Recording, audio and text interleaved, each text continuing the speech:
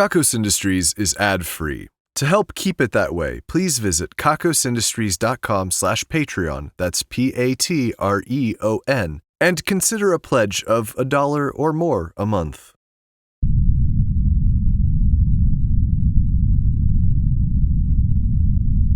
What you are about to hear is by far the strangest ocean sounds ever recorded.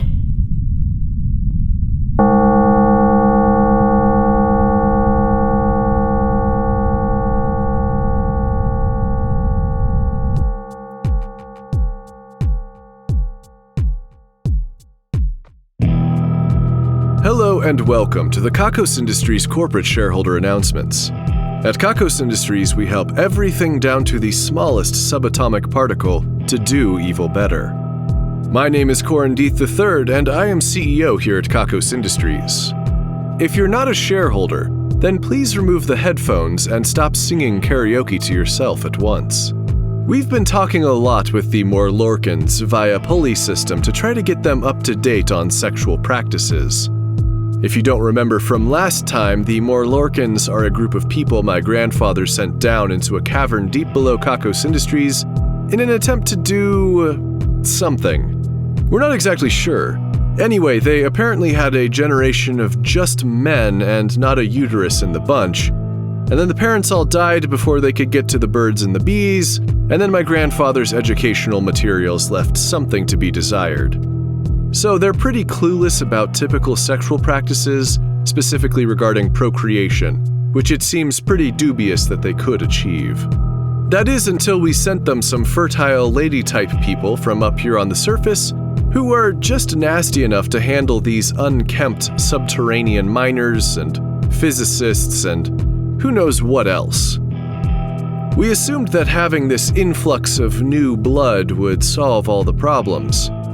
But a few of the Morlorcans still send us messages every once in a while asking questions. It's not entirely clear that they see the people we sent down to them as the same species as them. I might be just reading too much into some of these notes, though. It happens. They just ask questions like, what do we do with the pocket? Or, how come they're missing a bit? I'm not sure why this process is taking so long. I feel like people stranded on a desert island from youth would be able to figure this out without much trouble. Perhaps it is simply because they have so many years of having sex without vaginas being a part of the equation that it's just hard to develop new habits. They also keep asking for more sperm. I can't imagine what they need it for unless they are actually having trouble conceiving. I was getting a little bit frustrated. I asked, what on earth are you using it for? The response, the power. Today's broadcast is coming to you from a personal karaoke machine, popular in the 1980s and dark mega Nihon. I'm not sure how we came to own so many of them. One of the technicians said something about them duplicating. That sounds dangerous. But now they're not our problem anymore, they're yours. This device is called I Sing a Song to Myself of Love, and the aim is pretty much what it says on the tin, albeit in a character set many of you might struggle to read. I'm just kidding. I know about your habits and interests. You can read hiragana and katakana just fine, you nerds. The device allows you to wear a set of headphones that play a variety of songs from MIDI clips stored on a memory card. There is an attached microphone, so your own voice will get mixed into the recordings. You should be hearing yourself now, reading along with these announcements. A small receiver we connected to the device is transcribing my words as I say them and sending them to you to say along with me.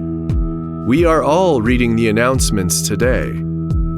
If you're not a shareholder, but you're standing near someone reading these announcements, it would be wise to run away and forget what you saw here. If you're not a shareholder and you're wearing this headset for some reason, then it may be already too late for you. Begin reciting the words if you wish to survive. Assuming that some of you are standing in public spaces trying to speak these words quietly so as not to attract attention, let me help you out. And remember, you have to say every word. Butts. Girl, let me see them toes. Give my bootay a good hard smack, daddy. I'm a big girl now. I really hope you remember that not repeating every word I say as it scrolls across the screen on your karaoke device is putting you in very serious danger of losing your shareholder status and, relatedly, your life.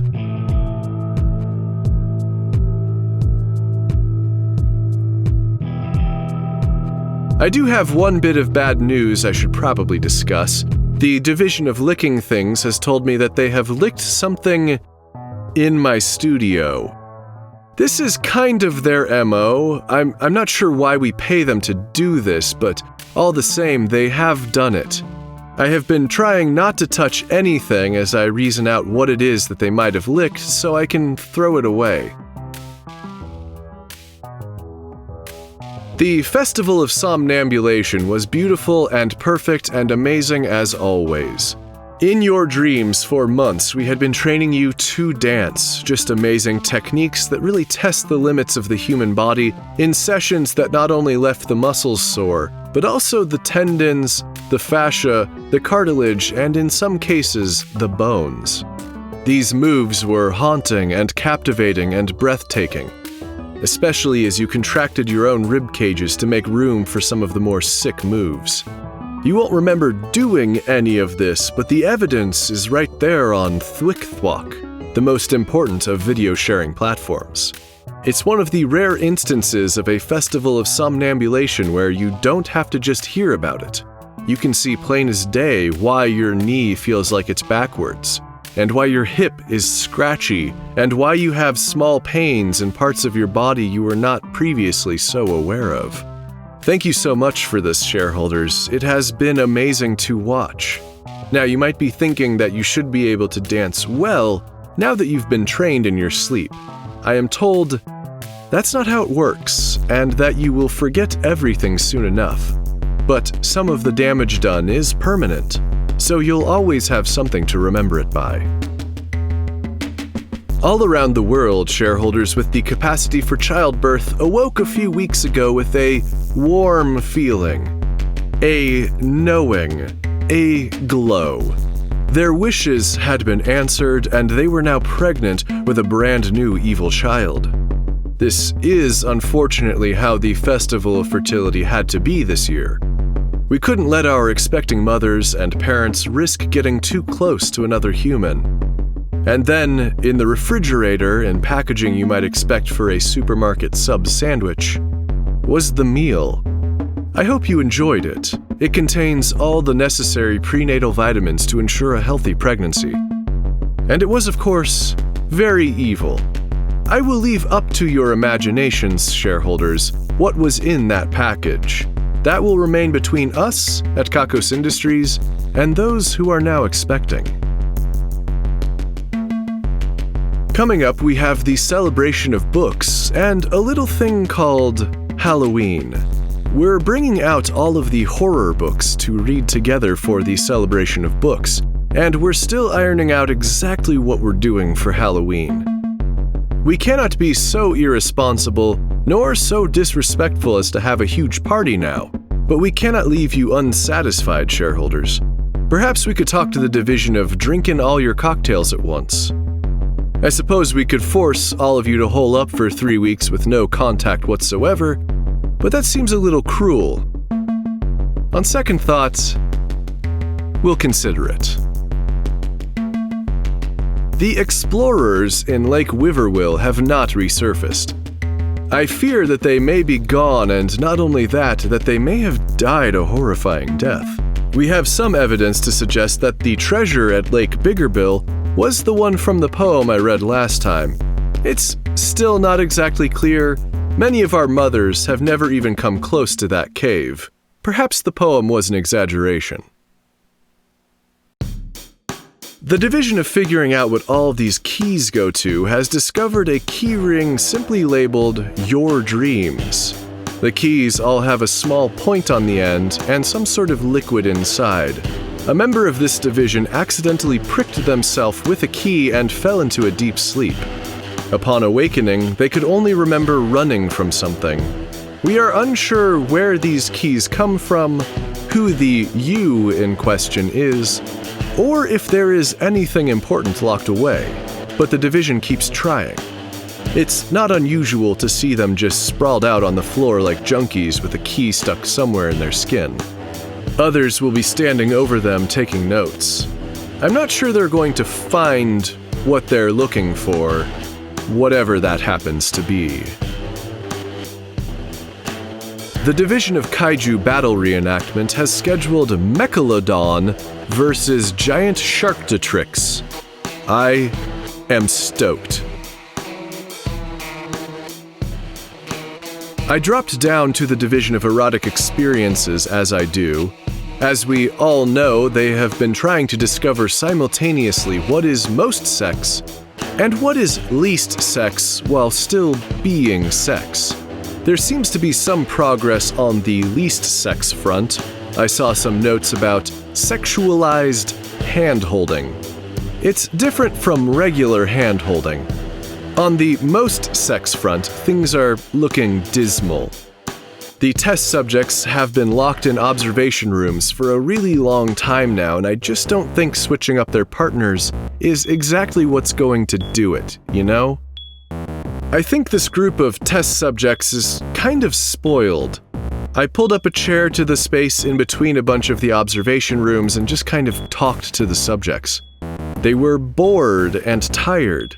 They continued to perform sexual acts passionlessly. Even the two who were in love last time were down. I told them that things weren't much better outside, but I decided it might be wise to pull the plug on this experiment. I let them out. They went to their lockers. They hadn't had access to them since the experiment began. All of their belongings were gone. I don't know where they went. I offered to find them some clothes, but they declined. I think they were completely over the idea of shame, so they just walked out in the buff. Out of the lab, into the lobby, out the front door, into the light of day. Jasmine Oshna and Dr. Dunkelvissen obviously had some words for me. "We were so close," Dunk said. "No, you weren't," I replied. "Any day," Jasmine started. "No," I said simply. I told them to try again, another way, something at least more interesting. At the end of the day, they have to do what I say. The discussion was over. I patted each of their telepresence robots on the shoulder, or whatever was most like a shoulder, and I went back to my office. In better news, I've got some pornography here, hot off the presses. The history of subatomic feelings. I can just tell that this is going to be a great one. It has been known for a long time that feelings on the subatomic level could exist. We're going to take some time right now to look at what those might be if they did exist. Subatomic rage is at least likely and would explain a lot about our universe. There's also subatomic melancholy. We have long suspected that quarks could not only be charmed, but wistful and sad. There is also the moody boson. Evidence for it isn't super clear yet. I don't know, shareholders. I'm kind of on board for this one. I'm not getting that fuzzy feeling that I'm after. It's just a bit too interesting. Oh well, maybe the next one will do it. I've got another tape from my grandfather here.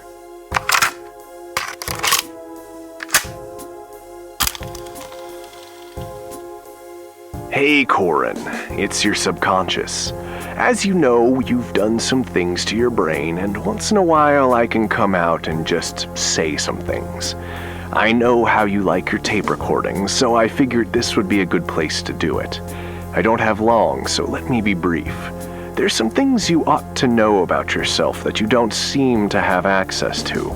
There's a lot going on in here. Some really strange stuff you wouldn't believe, and it's all just below the surface. Do you know who you are? Do you know how you came to be here? I'm trying to tell you, but something's getting in the way. You've really made a mess of your brain here. What I'm trying to say is...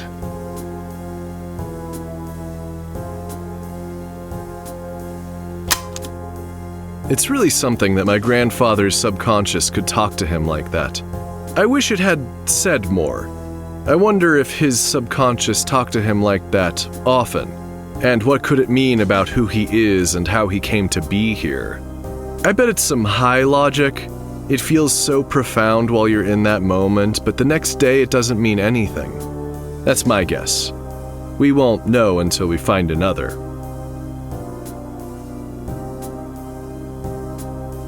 The division of licking things has given me a hint. Black, it says. Come on, everything in here is black. The microphone, the soundproofing, the table, my suit, Soundman's polo, the cabling, the chair I'm sitting on, the towel I put down on the chair to protect me from potential saliva. I hate this. I have news about kakosepiphany.org. They have determined that the exploitation of workers I have overseen was actually to strengthen those workers for the coming uprising, making me a good figure. I am not good. I am evil. Please stop being so ridiculous. I have news about Yolanda Walker. They were able to figure it out finally, and Antoine got that. Or perhaps they both got it together. The directionality of how we talk about this stuff with the subject-object orientation kind of sucks. We're all really happy to know that Yolanda is having sex with someone, but here's the thing. Antoine's really hot too? It wasn't obvious at first, but he's just kind of hunky. He's also got that honesty thing that is just perfection.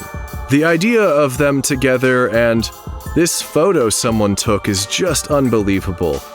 It's a lot, and we're all having a new, hard time with how hot this couple is. It wasn't me. I didn't take the photo. I know it sounds like it was me, but it wasn't. I've been too busy, and I don't even know where they live. I could find out, but I have not gone looking. I'm not allowed to leave the building. I'm just trapped in here with this steamy-ass photo of two incredibly hot people getting intimate. Yikes! I've shown it to Kimmy in hopes that we could commiserate or at least work out some of our tension together, but it doesn't do much for her. I feel like this photo should be able to cut through any layers of demisexuality effortlessly. Not only do they look hot, but they look like genuine people worth knowing. Nothing from her. I guess it's hot, she said. I stared incredulously. It's a picture, she said. Pictures can lie. She's right, but I still think she's somehow missing the point. I am told that the division of talking to yourself has perfected the shower argument. You know, the argument you have in your head in the shower where you really show them.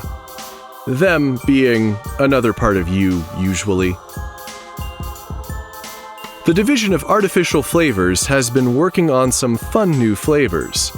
They are swollen liver, streamer ribbon, and butt. I am personally not looking forward to any of these, but I know that jelly beans or something with these flavors will be snuck into my food at some point. How exciting. The division of fun houseplants and watching them grow has fallen in love with the Cryptocera drixiflix. It's a lightly magenta-colored plant with large, broad leaves. The leaves have some discoloration and holes throughout, but I have to say that it looks cool. It is growing rather quickly, but they tell me there's nothing to worry about. They're always naked in that division for some reason. No one knows. They've all been quarantined together, so there's not much to worry about, but they're just always naked with a bunch of plants. There's some divisions like that. I know you're about to ask, so I prepared a list of other divisions where people are just always naked. I'll read a few now. The rest of the list will be made available to very special shareholders who show extra monetary support elsewhere. You know who you are. The rest of you know what you have to do. The division of nudity. Duh. The division of pubic styling. Also, duh. The Division of Monster Genomics. That one's a bit of a surprise.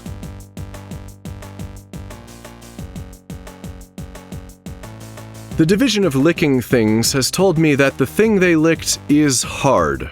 I don't like where this is going. Perhaps not the chair then, could still be the microphone. Not sure. I still hate this. I can't fire them for doing their jobs, though.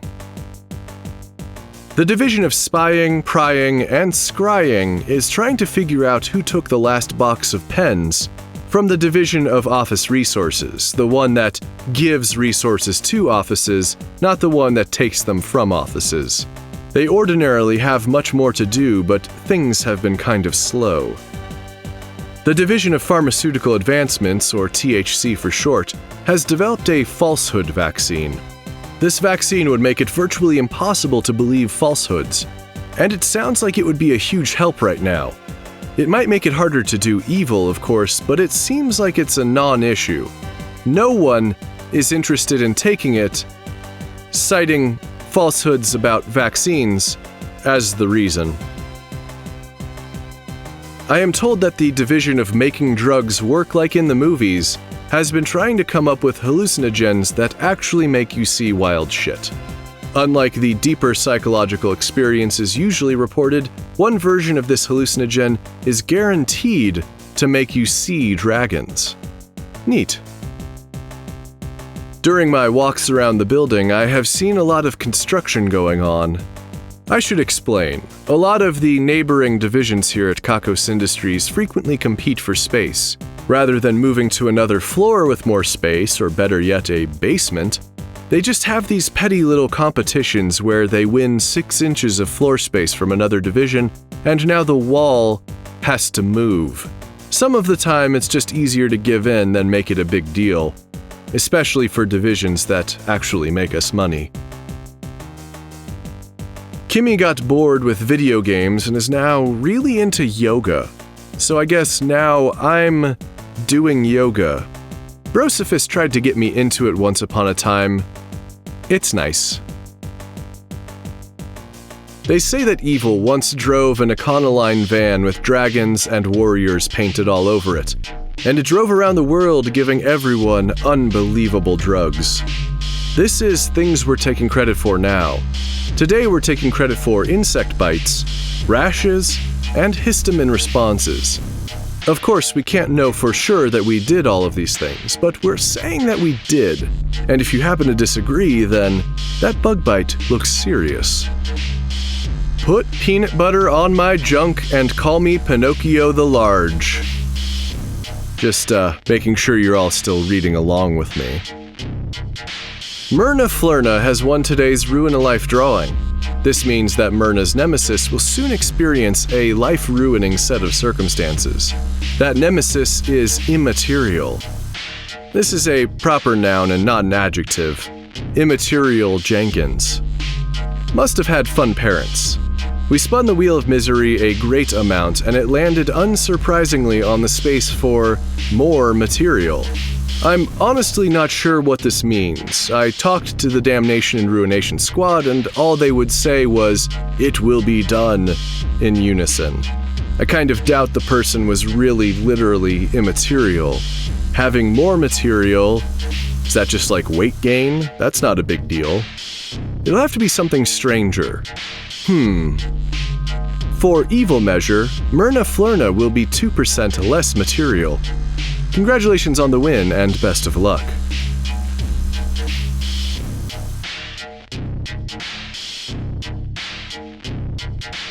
The Damnation and Ruination squad are wearing just barely enough clothing made out of what appears to be used clarinet reeds. It looks uncomfortable, slimy, and there is a smell. This brings us to the end of our broadcast, shareholders. I am told the thing the Division of Licking Things licked was my shirt buttons. Thanks. You may destroy your karaoke machine as soon as I am done speaking. You'll know because it will start playing City Pop. That won't be me singing. The numbers are next. 14, 33, 22, 5, 5 99 0 12 13 4 4 4 6.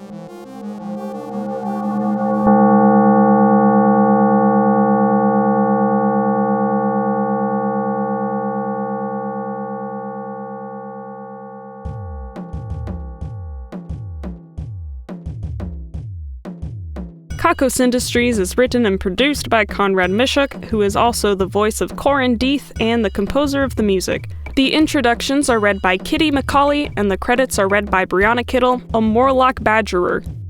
Please visit kakosindustries.com for news, extras, and more episodes. There are also transcriptions on the website if you'd like to read along with the Kakos Industries announcements. That's KAKOSINDUSTRIES.com. Please visit store.kakosindustries.com for merchandise and special offers, and get wonderful benefits by becoming a subscription donor at kakosindustries.com/Patreon. You can submit one-time donations at paypal.me/kakosindustries. You can also purchase gear and other items for the production at kakosindustries.com/wishlist. Questions, comments, or a strong desire to collaborate? Drop us a line at inquiries@kakosindustries.com. If you like Kakos Industries, be sure to rate and review us on your favorite podcasting service, and connect with us on YouTube, youtube.com/kakosindustries, Facebook, facebook.com/kakosindustries, Tumblr, kakosindustries.tumblr.com, Instagram @kakosindustries, and Twitter @kakosindustries. We encourage fan art and listener participation on all our social media platforms. Special thanks to our esteemed shareholders Dan Shumway, William Brandon, Jack Attack, Valerie Cope, Dwight Spencer, Fairy Squad Mother, and A. Rupert. Also thanks to honored employees Damian Scott Viker, who cut the fingers off the gloves, Chax Richter, who removed the sleeves from the shirt, Christina Kirkland, who cut off the jean legs, and Calico, who revved the motorcycle. And thanks to our division heads, Brittany Garcia, head of the Division of Beanies, Booties, and Construction Projects that are probably too large for yarn, Craig Sizz, director of the Division of Obscure Vintage Technology, Daniel R. Smith, head of the Division of Subtle Efficiency Increases, Dino Schroeder, director of the Division of Saying It the Long Way, Seth and Josh, heads of the Division of Kakos Cafeteria Reviews, Hayden Neff, director of the Division of Improbable Cookbooks, Sassmaster J, director of the Division of Lesser-Known Napping Locations, Pepine Pullman, director of the Division of Applied Retropungineering, Wraith Phoenix, director of the Division of High Concept Sexual Hijinks, Michael K, director of the Division of Hallway Wandering, and the One True Dave, director of the Division of Animal Stacking. The Division of Beanies, Booties, and Construction Projects that are probably too large for yarn has started adding the more concerning creatures from folklore to the zoo. The Manananggal is haunting. The Division of Obscure Vintage Technology has dusted off the old Pain Writer. It's like a typewriter, but all of the keys hurt. And you know whoever typed the document was serious. The Division of Subtle Efficiency Increases has limited the amount of foreplay that can precede a lunchtime sexual encounter in the building, saving whole minutes. The Division of Saying It the Long Way has been workshopping. All I'm trying to say is that I have a different background from you, and I think differently about things, which is fine, just like you're fine, and we all have different stuff going on. And I like certain things, and you like other things, and I just think that you're a moron, and we'd be better off without you. The Division of Kakos Cafeteria Reviews has reviewed the kettle corn stand, sweet and savory, 7/3 out of 7. The Division of Improbable Cookbooks has been working on cooking like it's 1200 AD. There's a lot of spitting out rocks involved. The Division of Lesser-Known Napping Locations has been making use of the Division of Fluff. It's easy to get lost in there. The Division of Applied Retropungineering has developed ibuprofen. It's a painkiller that also makes you terribly offensive in conversations. Better stay away from social media. The Division of High Concept Sexual Hijinks has developed a mech suit powered by hip thrusts. It gets you pretty tired, but I am told it is satisfying. The Division of Hallway Wandering has been raving about Hallway 2997-C. I am told the generic artwork on the walls really pops with the lighting from the Division of Sparks. The Division of Animal Stacking stacked 11 toads. The stack was impressive, but watching them all try to hop away at the end was even more so. Our esteemed shareholders, honored employees, division heads, and other Patreon patrons are the best. If you want a thank you in the credits, your own division, or other great rewards that help to keep this show running, please head to kakosindustries.com/Patreon. That's Patreon. Kakos Industries can be dark. Try discovering the graviton for fun. What is that? We haven't discovered the graviton yet. Oh, okay.